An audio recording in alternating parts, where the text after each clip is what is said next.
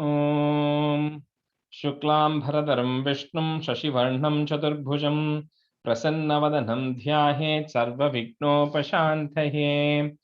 ॐ सहना भवतु सहनौ भुनक्तु सह वीर्यं करभावहै तेजस्विनावधीतमस्तु मा विद्विषावहै। ॐ शान्तिः शान्तिः शान्तिः। अगजानन पद्मार्कं गजाननमहर्निशम् अनेकदन्तं भक्तानाम् एकदन्तमुपास्महे। श्रीमहागणपतये नमः। गुरवे सर्वलोकानां भिषजे भवरोगिणां निधये सर्वविद्यानां श्रीदक्षिणामूर्तये नमः। अस्मद्गुरुचरणारविन्दाभ्यां नमः। वसुदेवसुतं देवं कंसचाणूरमर्दनं देवकी परमानन्दं कृष्णं वन्दे जगद्गुरुं। ज्ञानानन्दमयं देवं निर्मलस्फटिकाकृतिम् आधारं सर्वविद्यानां श्रीहयग्रीवमुपास्महे। श्रीहयग्रीवमूर्तये नमः। सरस्वती नमस्तुभ्यं वरदे कामरूपिणि विद्यारंभं करिष्यामि सिद्धिर्भवतु मे सदा। श्रीमहासरस्वत्यै नमः। उमा कोमलहस्ताब्ज संभावितललाटकं हिरण्यकुण्डलं वन्दे कुमारं पुष्करस्रजं। வெற்றிவேல் முருகனுக்கு ஹரஹரோஹரா. லோகவீரியம் மகாபூஜ்யம் சர்வரக்ஷாகரம் விபும் பார்வதி ஹிருதயானந்தம் சாஸ்தாரம் பிரணமாம்யஹம். சுவாமியே சரணமையப்பா. வாகர்த்தாவிவ சம்பிரக்தௌ வாகர்த்த பிரதிபத்தயே जगतः पितरौ वन्दे पार्वती परमेश्वरौ। श्री पार्वती परमेश्वराभ्यां नमः। कोमलं कूजयन् वेणुं श्यामलोऽयं कुमारकः वेदवेद्यं परब्रह्म तस्मै श्रीगुरवे नमः। अस्मद्गुरुचरणारविन्दाभ्यां नमः। श्रीकृष्ण गोविन्द हरे मुरारे श्रीनाथ नारायण वासुदेव। श्रीकृष्ण गोविन्द हरे मुरारे श्रीनाथ नारायण वासुदेव। श्रीकृष्ण गोविन्द हरे मुरारे श्रीनाथ नारायण वासुदेव। पीताम्बरं करविराजितचक्रशङ्खकौमोदकी सरसिजं करुणासमुद्रं राधासहायम् अतिसुन्दरमन्दहासं वातालयेशम् अनिशं हृदि भावयामि।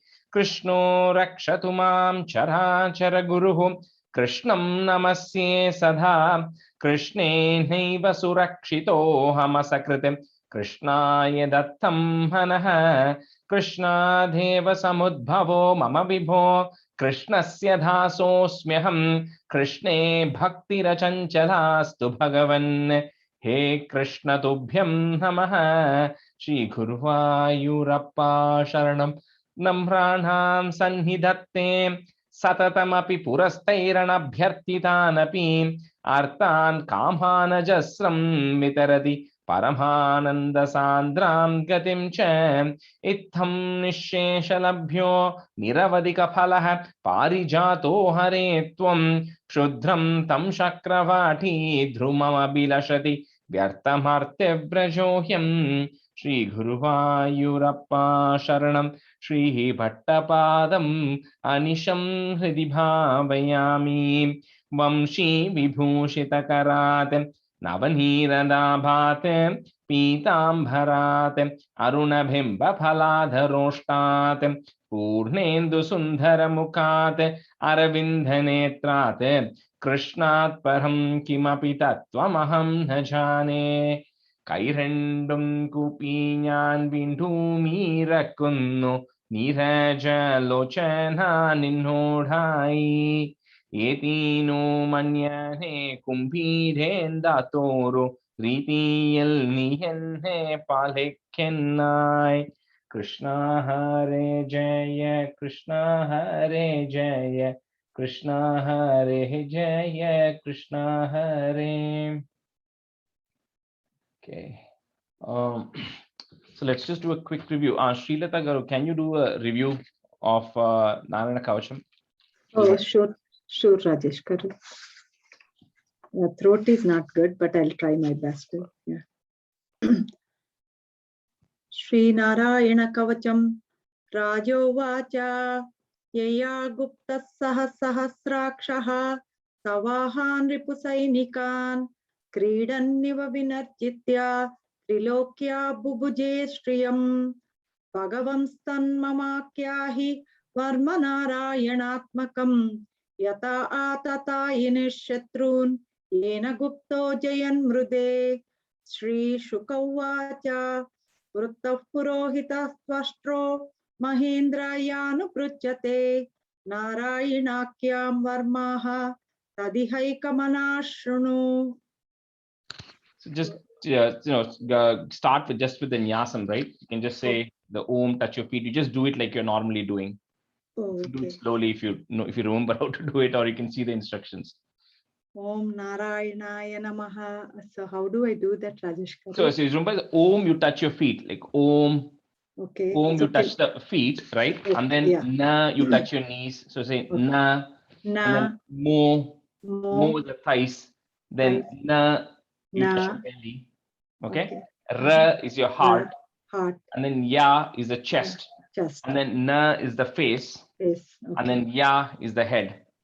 Okay. And then you go reverse again. Ya, Na, Ya is the chest again. Then Ra is the heart. Na, belly. Mo, thighs. Na, knees. And then the first one, Om, is the feet. Om is the feet. Okay. And then just say Om Namo Narayanaya, Om full Namo body. Narayana. Okay. Om Namo Narayanaya Namaha. Okay. And then you say the Om. Remember, we said the middle finger touch the thumb first. Om. Okay. And then index finger Na. Middle finger Mo. Okay. And then ring finger Na. Little finger Ra. Inside the palms Ya. Outside the hands Na. And then Ya. Ya is the Namaskara Mudra. And then Om Namo Narayanaya. Okay. And then Om, touch the heart. Then V, head, right? Sh is the middle of the eyebrows. Okay. Then N is like the middle of your head on a top. Okay. Ve, touch both your eyes. Ve. And then the N, you touch first the shoulder, and then your neck here, and then your wrists, right? And then your waist. N. And then N, knees. N, ankle at the bottom. Okay. And then Ma is just all over your body, right? So Ma. And then you say all the directions, say Ma Astraya Phat, Ma Astraya Phat, Ma Astraya Phat, Ma Astraya Phat, top Ma Astraya Phat, Ma Astraya Phat. Then Om Vishnave Namaiti. Om Vishnave Namaiti. Yeah, then you can continue from 11. Atmanam Paramam Dhyayet Dhyayam Shat Shakti Biryutam Vidyate Tyastapo Murtim Imam Mantra Mudaharet Vidya Tejas. Vidya Tejas. Om Harir Vidadhyan Mam Sarvaraksham Nastangri Padma Patagendra Prushte Darari Charma Sigadeshu Chapa Pashan Dadanoshta Gunoshta Bahuhu. First line, Harir Vidadhyan Mama Sarvaraksham. Oh, Mama Sarvaraksham. Okay. Keep going. Okay. Jaleshu Mam Rakshatu Matsya Murtihi Yado Ganebhyo Varnasya Pashat Staleshu Maya Vatuvamano Vyat Trivikramakke Vatu Vishwarupaha Durgeshvata Vyaji Mukadishu Prabhu Paya Nrsimho Suraya Yutaparihi Vimunchato Yasya Mahattahasam Disho Vinedurnya Patamscha Garbaha Rakshatva Madhvani Yagna Kalpaha Swamdrashtayonita Swadamstrayonita Dharo Varahaha Ramodri Kuteshvata Vipravase Salakshmano Vyat Bharatagrajosman Mamugra Dharmada Kilat Pramadat Narayana Patu Narascha Hasat Dattasvayogat Data Yoganataha पायात् गणेशः कपिलः कर्मबन्धात् Payat Guneshah.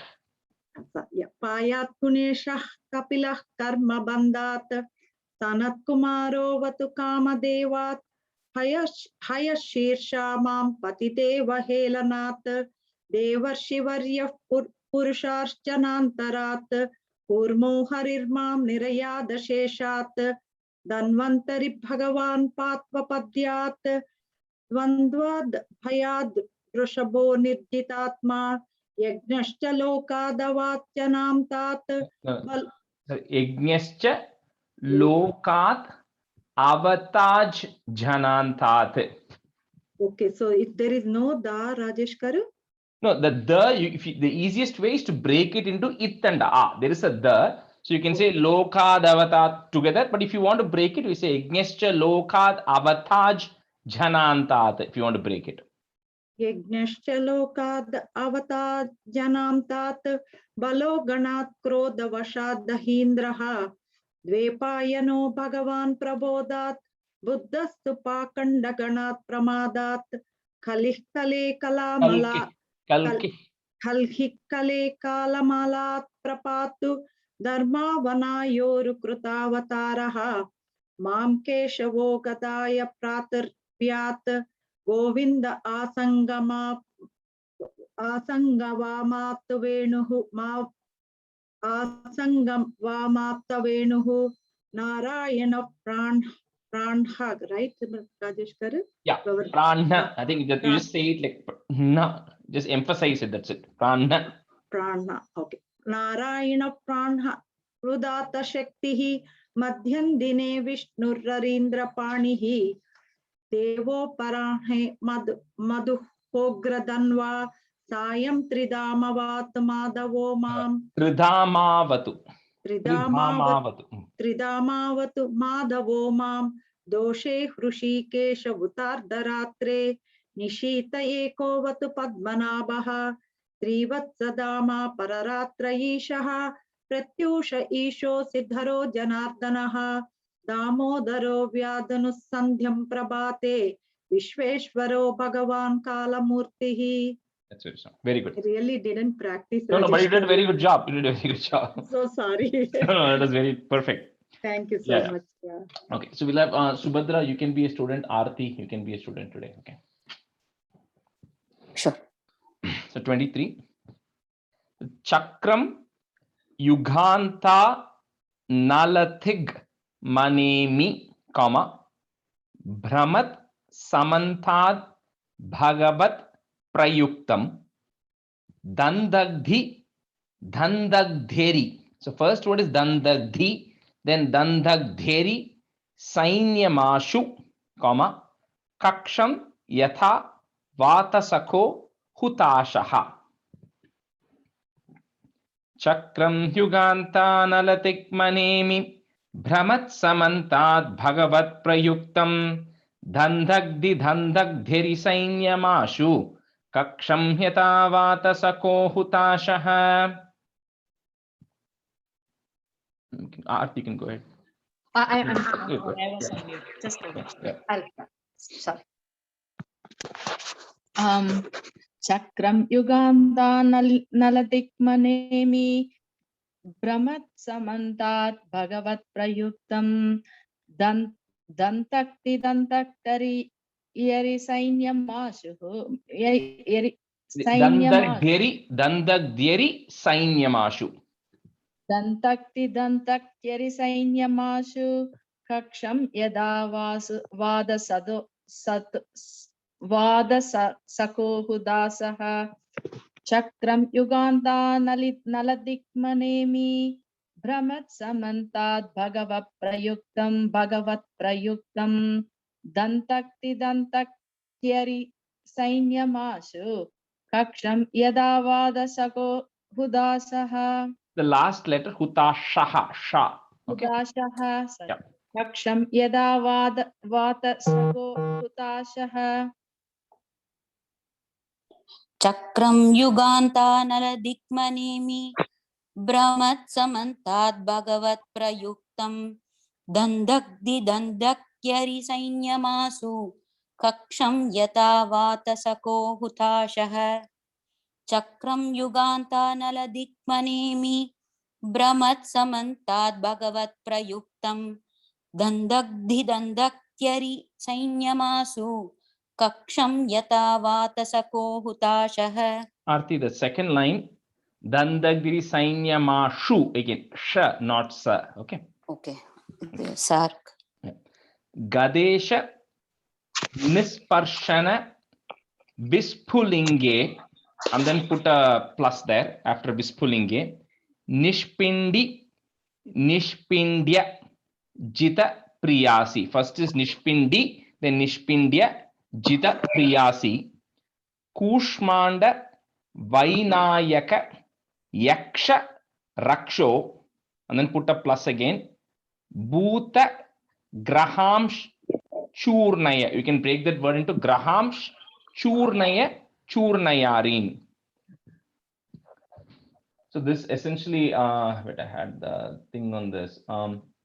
This is 24, right? Yeah. So this one is essentially telling that the Churnaya Churnayarin is to like make it into like a paste, right? So all the Bhuta and the Rakshasas and demons and everybody, right? It will is saying, please just make it into a complete paste to completely eliminate them or destroy them.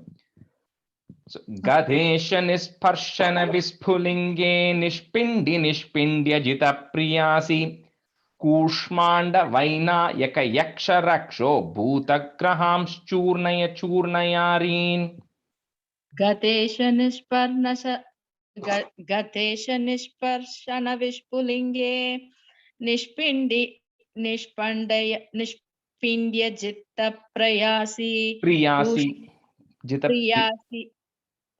प्रियासी कूष्मांडवैनायक रक्षो भूतग्रहांश्चूर्णय चूर्णयारीन् Gatesh निष्पर्शन विस्फुलिंगे निष्पिंड्य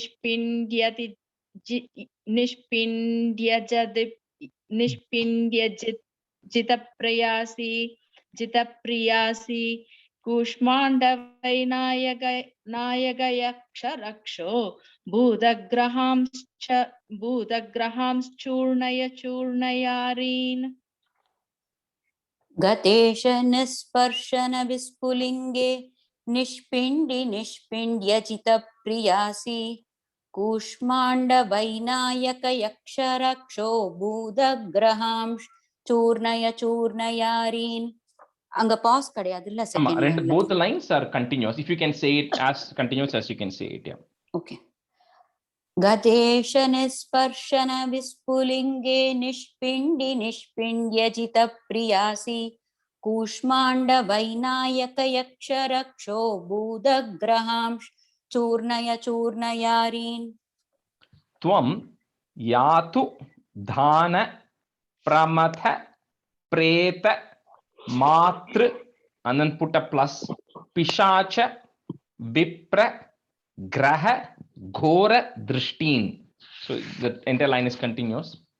Darendra Vidravaya Krishna Purito, comma, Bhimaswanore, that's up to that, say it together, Bhimaswanore Hridayani Kampayan.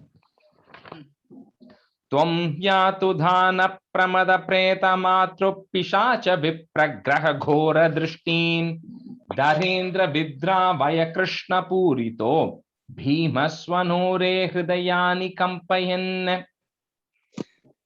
त्वं यातु धान प्रमद प्रदे प्रमद प्रेत मातृपिशाश्च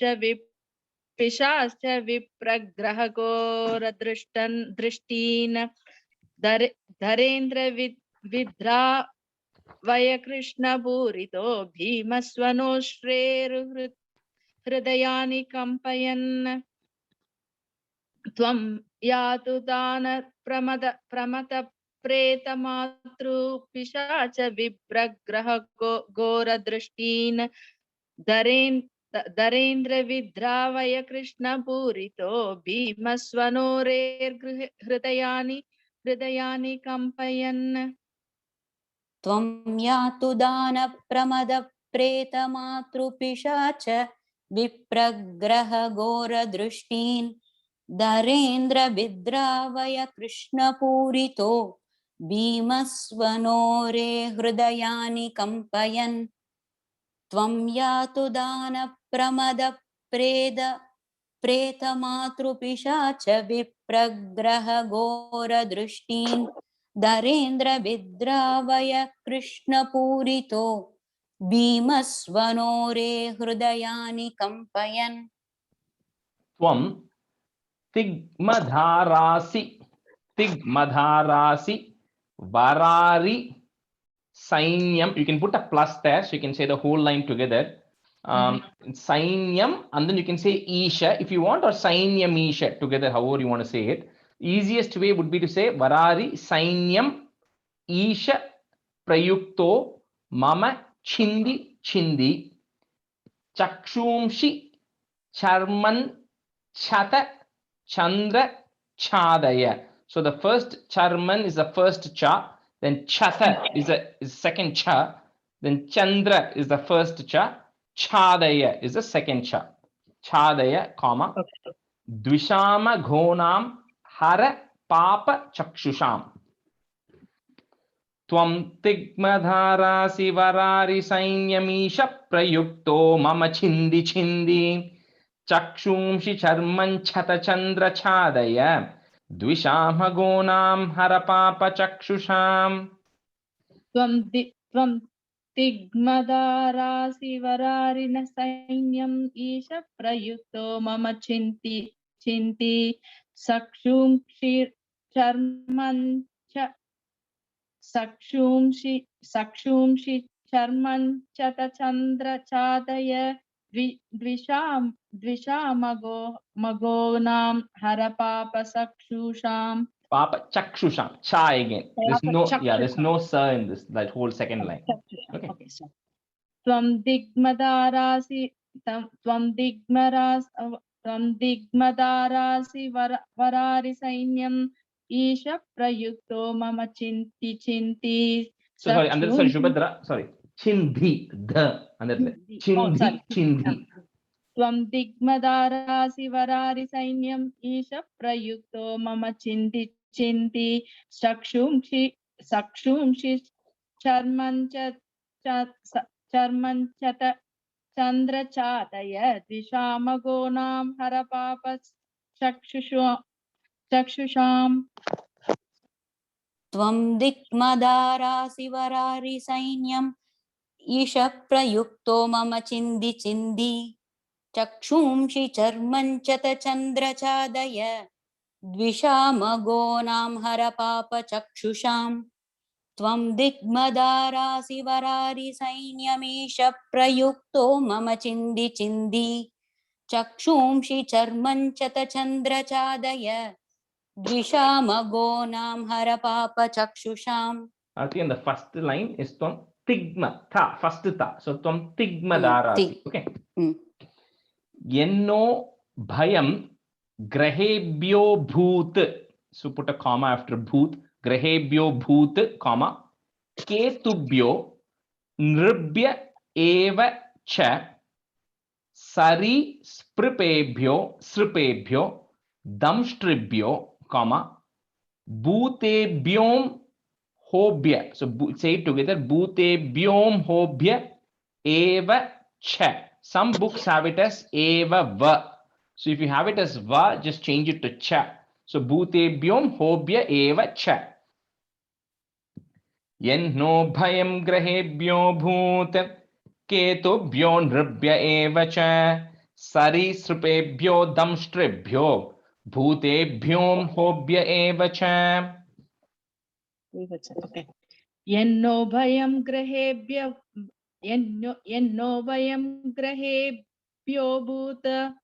Bhuta Ketubhyo Nribhya Eva Cha Sari Shrubebhyo Damstribhyo Bhudebhyo hobhya eva cha. And the bhutebhyo, there's a im on top, right? If you're following Sanskrit, so it's a bhutebhyom, im sound has to come there. Bhutebhyom hobhya eva cha. Okay. Yenno bhayam grahebhyo bhut ketubhyo nirubhya eva cha. Sarishrubebhyo damstribhyo bhutebhyom hobhya eva cha. यन्नो भयं गृहेभ्यो भूत् केतुभ्यो नृभ्य एव च सरीसृपेभ्यो दंष्ट्रिभ्यो भूतेभ्यों होभ्य एव च. Arti, the first line, grahebhyo, not grihebhyo, Okay. Okay. ग्रहेभ्यो यन्नो भयं ग्रहेभ्यो भूत् केतुभ्यो नृभ्य एव च सरीसृपेभ्यो दंष्ट्रिभ्यो भूतेभ्यों होभ्य एव च. Sarvan etani Bhagavan, and then put a plus, so say the whole line together. Bhagavan Nama Rupastra Kirtanat Prayantu Samkshayam Sadyo, comma, Ye Naha is there, put a ish there, Ye Nash Shreyaha is there, so put a if there, Shreyaf Pratipakaha.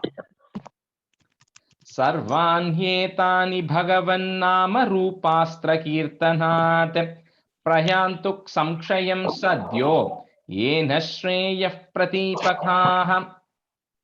Sarvan etani bhagavan nama rupastra kirtanat prayandu samkshayam sadyo yena shreya pratipakaha. The first line, Shubhadra, rupastra. Ah, there's an ah sound. Rupastra.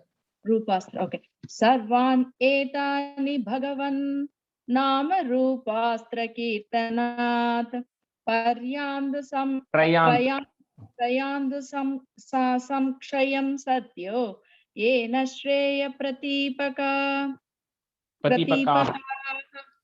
Sorry.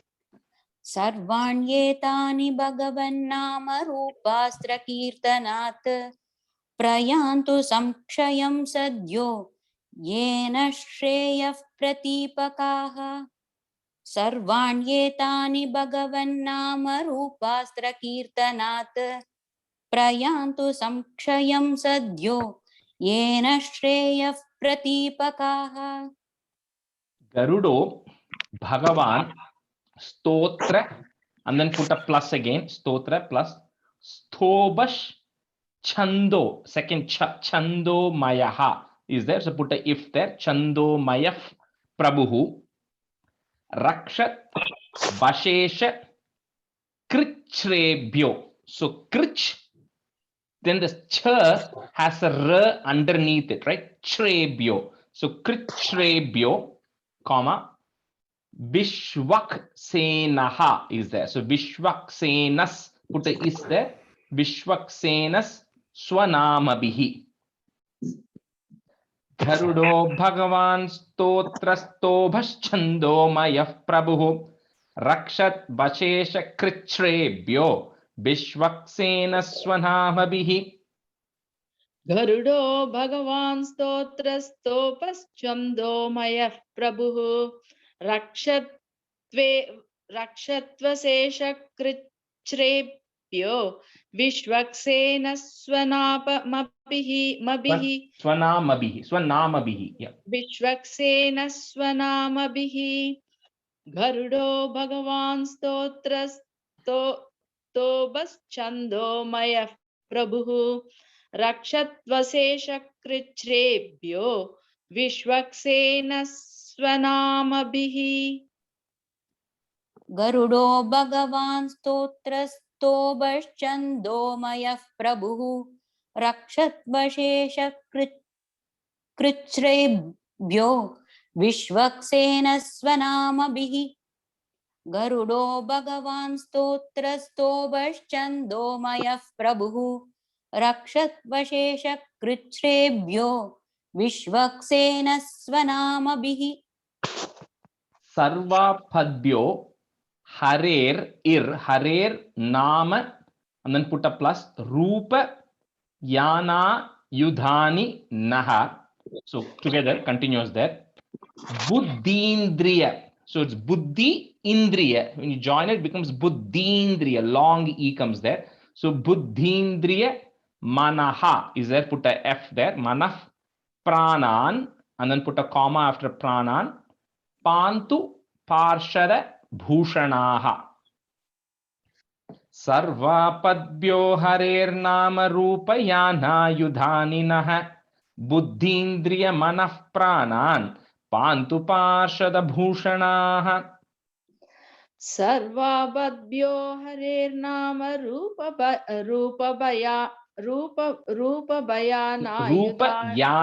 रूपयाना युधानि. Okay.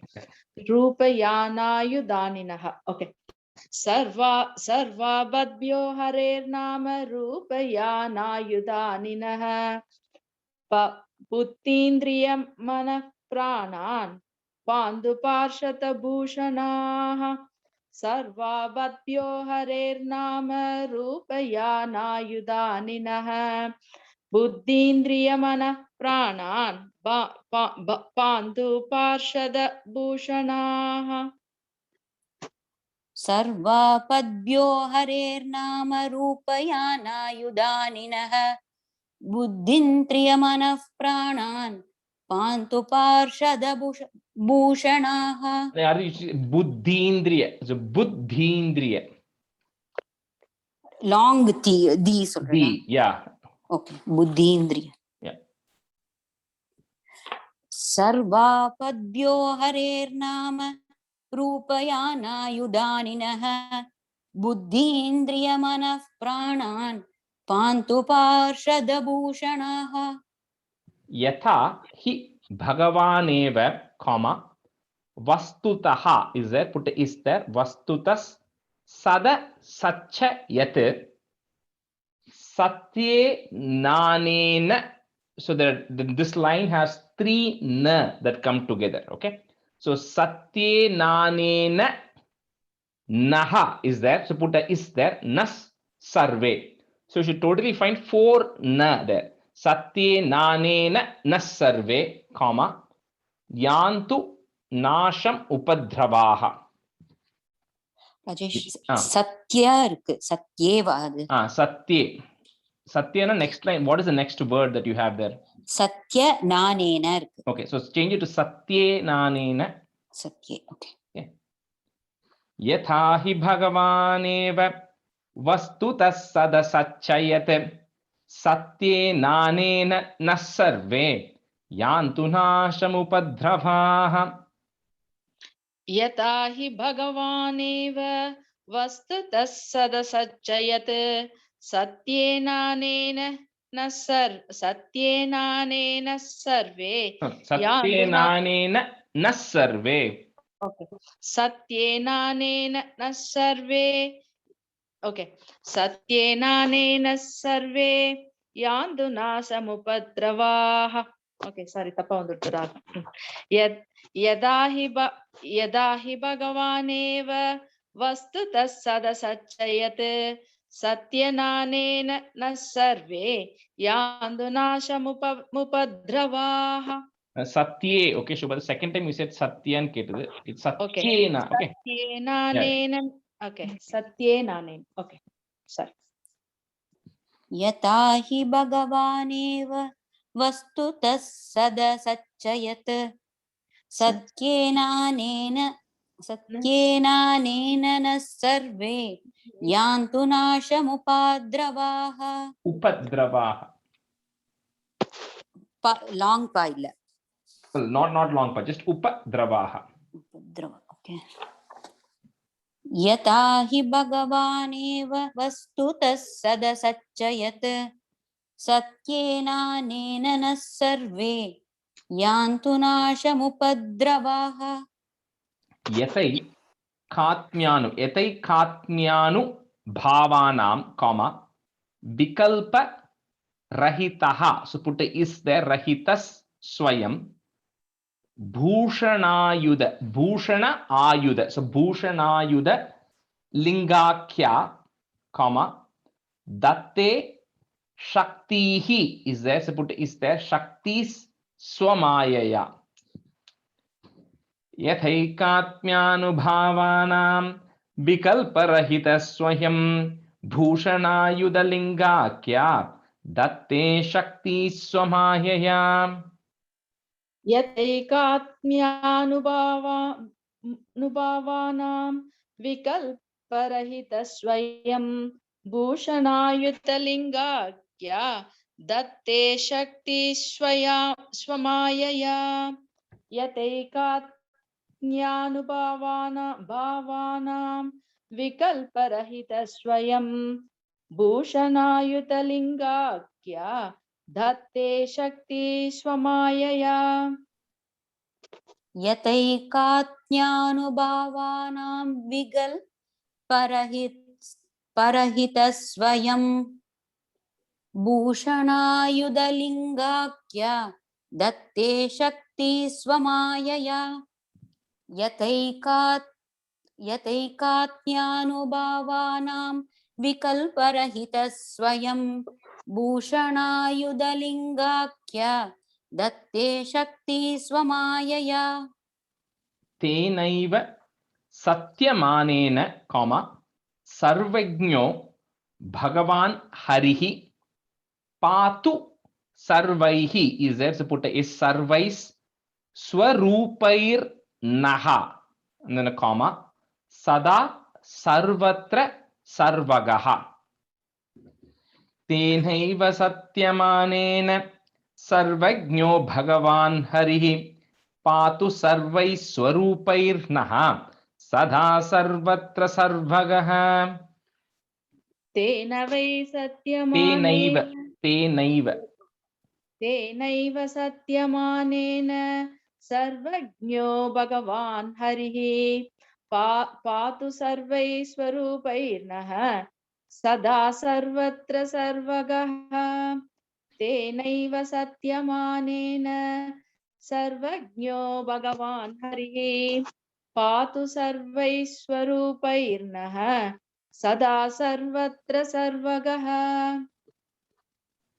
तेनैव सत्यमानेन सर्वज्ञो भगवान् हरिः पातु सर्वैः स्वरूपैर्नः सदा सर्वत्र सर्वगः तेनैव सत्यमानेन सर्वज्ञो भगवान् हरिः पातु सर्वैः स्वरूपैर्नः सदा सर्वत्र सर्वगः next one vidikshu dikshur dvamadaha is there, so put a is there dvamadas samantat, so the that you have, we're going to break it, we're going to put a it and then a comma samantat comma, the next word will start with a antar bahir bhagavan narasimhaha antar bahir bhagavan narasimhaha. The next word is, if in different languages it's different. In fact, those who are following Sanskrit will have that Chandrabimba, that symbol on top, right? So it's two words, it's prahapayan lokabhayam are the two words, but when it gets joined it becomes a double L there. So the way you say it is prahapayal lokabhayam. So put a double L there if you don't already have it in your text that way. So prahapayal lokabhayam swanena and then comma swa tejasa grasta samasta tejaha vidikshu dikshurdhvamadas samantat antar bahir bhagavan narasimhah prahapayal lokabhayam swanena swatejasa grasta samasta tejaha विदिक्षु दिक्षुर्ध्वमदः समन्तात् अन्तर्बहिर्भगवान् नारसिंहः प्रहाभयल्लोकभयं स्वनेन स्वदेजसा क्रस्तसमस्ततेजाः विदिक्षु दिक्षुर्ध्वमदः समन्तात् अन्तर्बहिर्भगवान् नारसिंहः प्रहाभयन् लोकभयं स्वनेन स्वदेजसा ग्रस्तसमस्तदेजाः विदिक्षु दिक्षूर्त्वमदः समन्तात् अन्तर्बहिर्भगवान् नारसिंहः प्रहापयल्लोकभयं स्वनेन स्वतेजसा ग्रस्तसमस्ततेजाः विदिक्षु दिक्षूर्त्वमदः समन्तात् अन्तर्बहिर्भगवान् नारसिंहः प्रहापयल्लोकभयं स्वनेन स्वतेजसा ग्रस्तसमस्ततेजाः. We will just switch for the remaining 8 or 9. So Jyoti Garu, can you be a student? And Lavanya Garu? Sure. Okay. Okay, so next is 35. So Magavan Nidam Akyatam, or you can say it together, Magavan Nidam Akyatam, comma, Varma Narayanatmakam, Vijeshyas Yanjasa. So Vijeshyas Yanjasa Yena, comma, Damshitosura. So say it together, Damshitosura Yuthapan. Magavan Nidamakyatam Varmanarayanatmakam Vijeshyas Yanjasa Yena Damshitosura Yuthapan.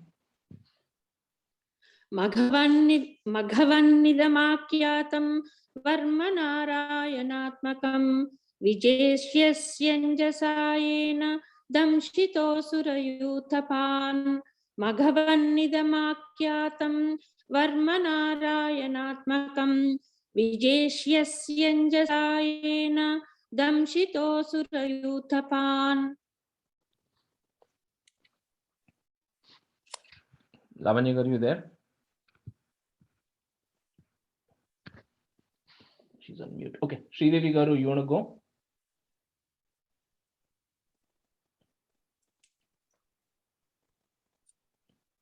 Sridevi Garu, you there? Sure, Rajeshkar, I was talking with you.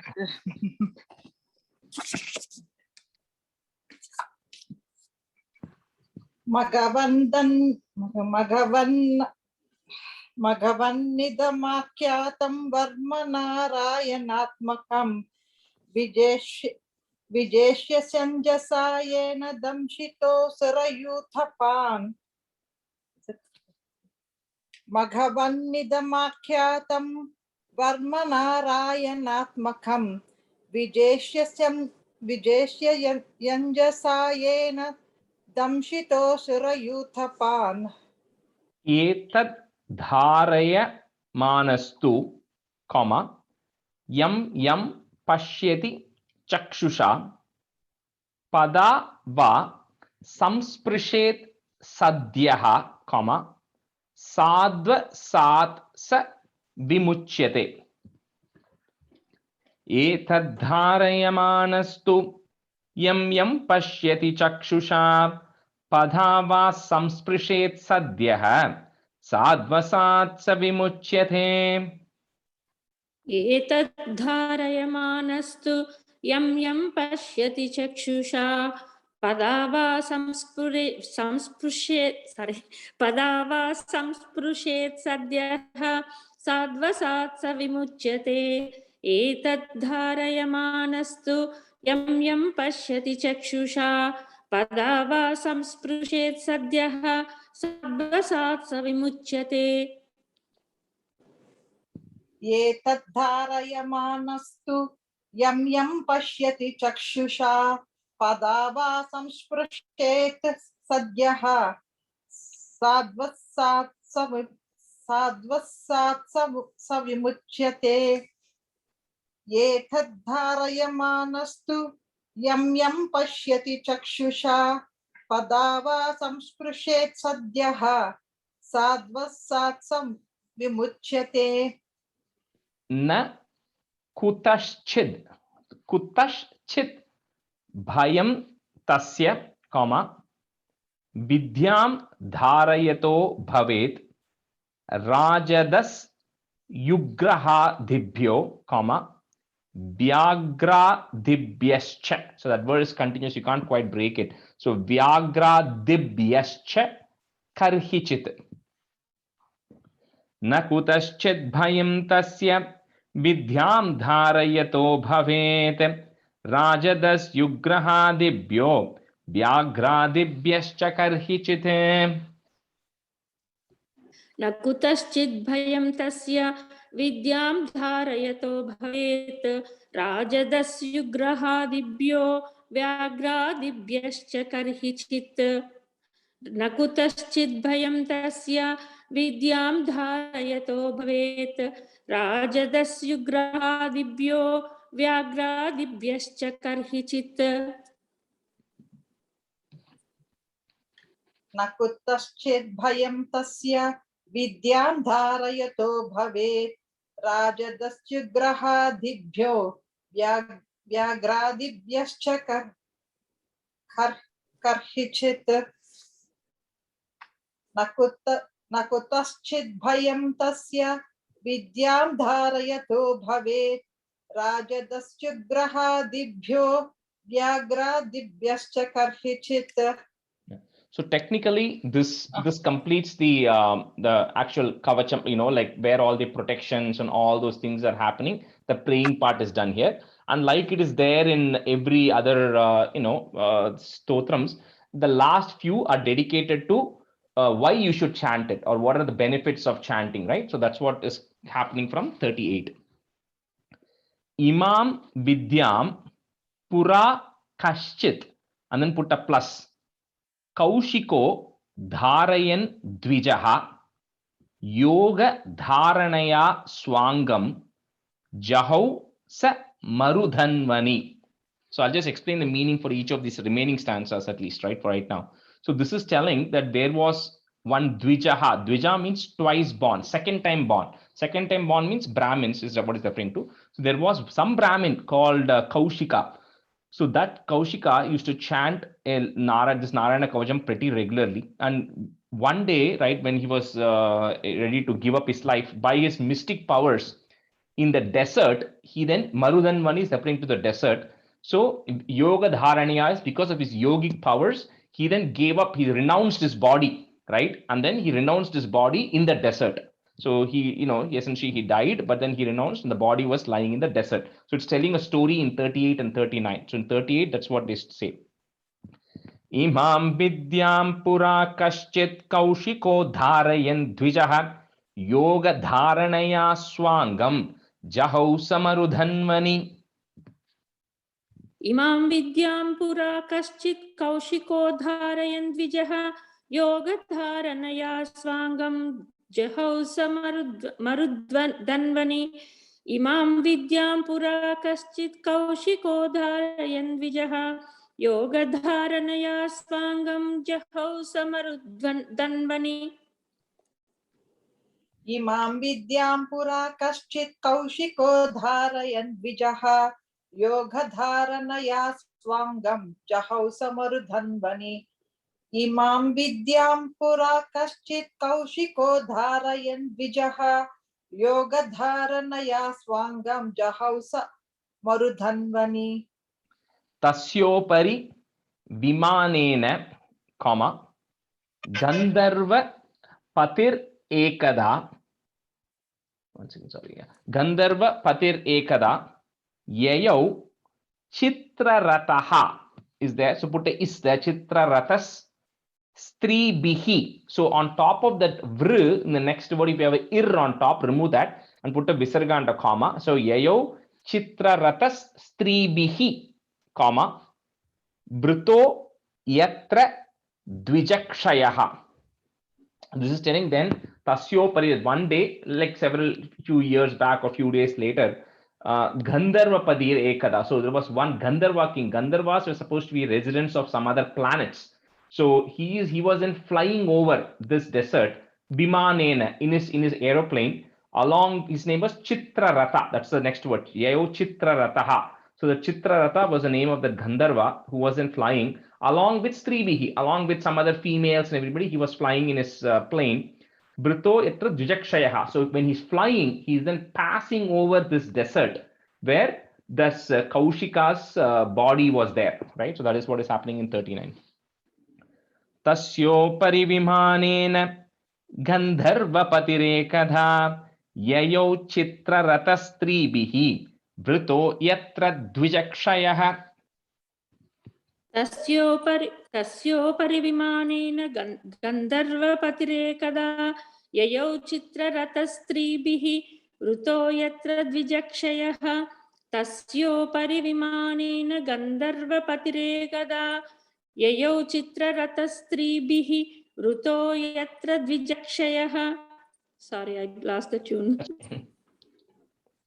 तस्योपरि विमानेन गन्धर्वपतिरेकदा ययौ चित्ररथस्त्रीभिः वृतो यत्र द्विजक्षयः तस्योपरि विमानेन गन्धर्वपतिरेकदा ययौ चित्ररथस्त्रीभिः वृतो यत्र द्विजक्षयः.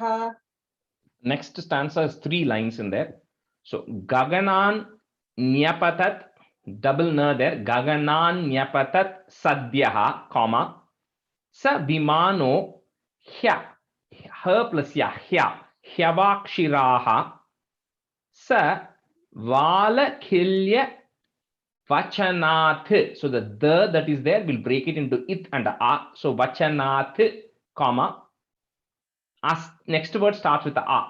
Astin Yadaya Vismitaha. Prasya Prachi Saraswatyam Snatva Dhama Swamanvaghat. So what this is telling now is that Gandharva, who was Chitraratha, who was then flying over this Kaushika's body, right? He was flying in the air. So Vimano, his entire plane, because of the power of this Kaushika's bones, which were actually lying on the in the desert, his entire plane was then pulled down head first. It landed into the desert head first because of that. So he was really surprised. This Gandharva was really surprised as to why this was happening. So Valakilya, there was a set of group of sages called as Valakilya. They then tell him that the asti of that sage Kaushika who was there, he's saying this is such a powerful sage who was there, who has chanted this so many times, and so his asti is remains, right, of that is bones and everything. You then have to go and put it in that river Saraswati. That's why Prasya Prachi Saraswatyam. So he says go and you have to put his ashes in the Saraswati river. So this Gandharva goes, does that. He takes part in the Saraswati river, Snatva, and then Swamanvaghat. Then he went back to his kingdom. So it's just these 3 paragraphs are showing the power of this Brahmana called Kaushika, who was chanting this Narayana Kavacham so many times. So Gaganan Nyapatat, okay, I already said that. So Gaganan Nyapatat Sadhyaha Savimano Hyavakshiraha Savalakilya Vachanate Astin Hyadhaya Vismitaha Prasya Prachi Saraswatyam Snatva Dhama Swamanvaghat. Gagananyapatat Sadhyaha Savimano Hyavakshiraha Savalakilya Vachanat Astin Yadhaya Vismitaha Prasya Prachi Saraswatyam Snatva Dhama Swamanvaghat.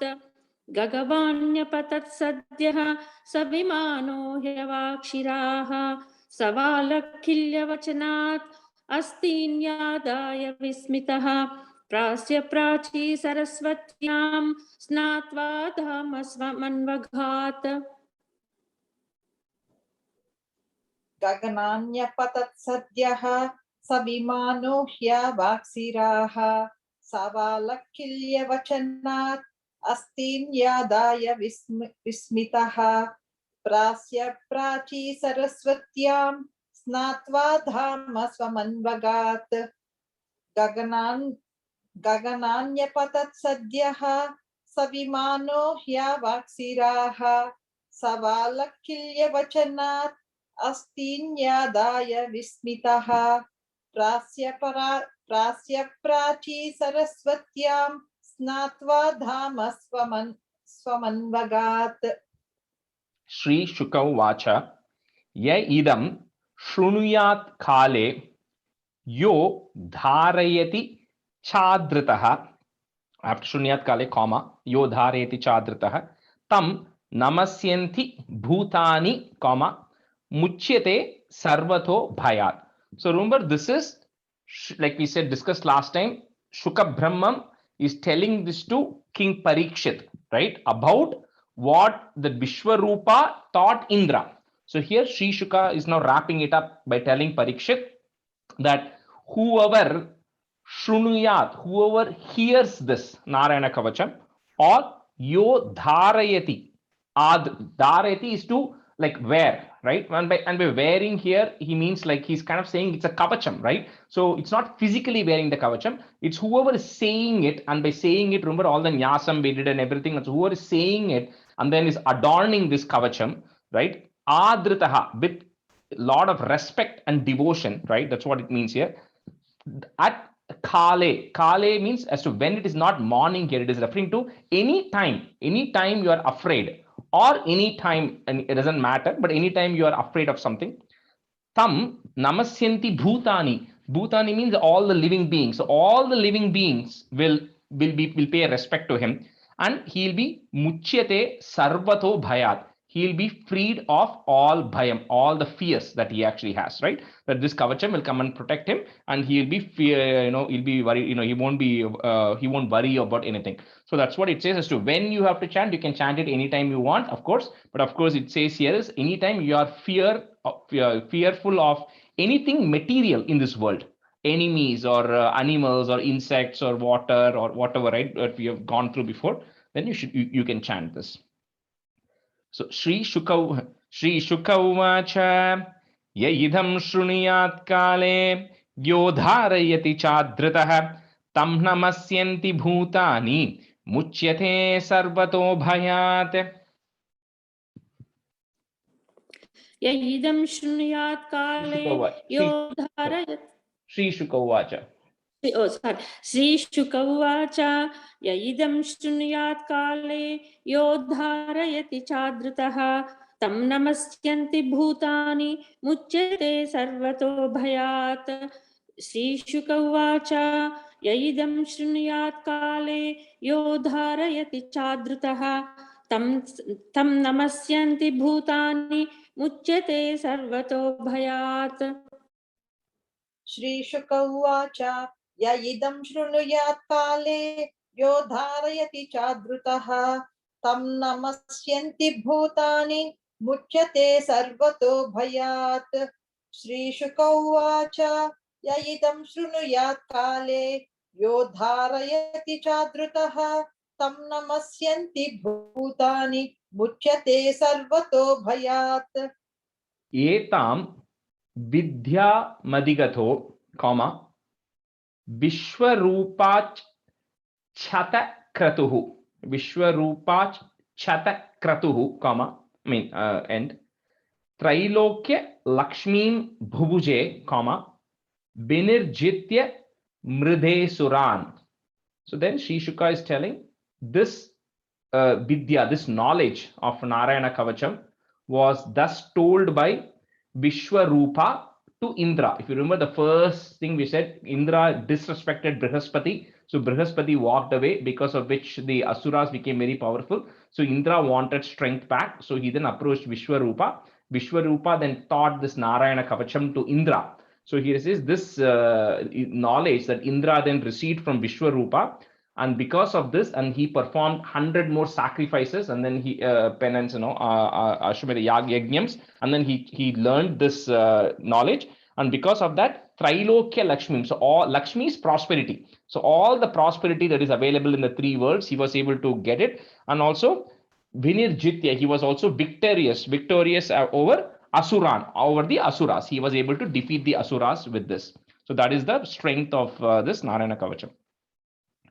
So etam vidyam adigato vishwarupachata kratuhu trailokya lakshmim bhubuje vinirjitya mride surhan.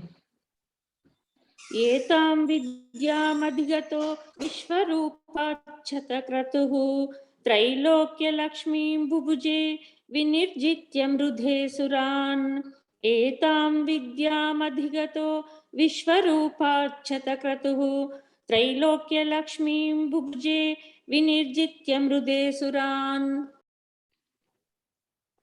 एतां विद्यामधिगतो विश्वरूपाक्षतक्रतुः त्रैलोक्यलक्ष्मी बुभुजे विनिर्जित्य मृदे सुरान् एतां विद्यामधिगतो विश्वरूपाक्षतक्रतुः त्रैलोक्यलक्ष्मी बुभुजे विनिर्जित्य मृदे सुरान् Last, iti Srimad Bhagavata Mahapurane Paramahamsyam Samhitayam Shashtaskande, so 6th canto, Shashtaskande, Narayana Varma Kathanam Nama Ashtamodhyayaha, 8th chapter of the 6th canto of Srimad Bhagavatam.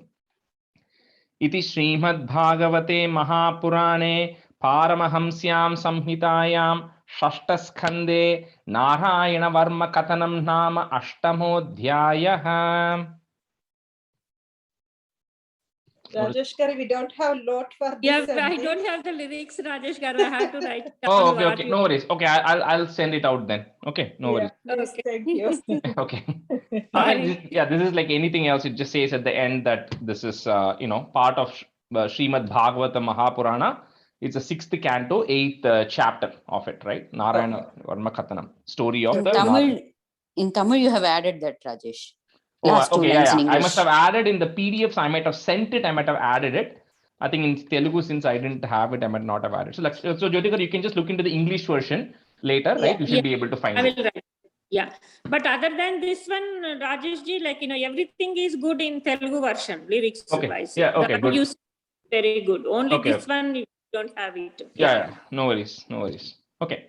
So I think that officially completes everything, right? And then we were able to complete it earlier today as well. Since we have some time, we can do a couple of things. I can maybe chant this once if you all want to practice, or if you all want to chant any of the 20 chapters, if anyone wants to chant as a practice, we can maybe do it 15-20 minutes.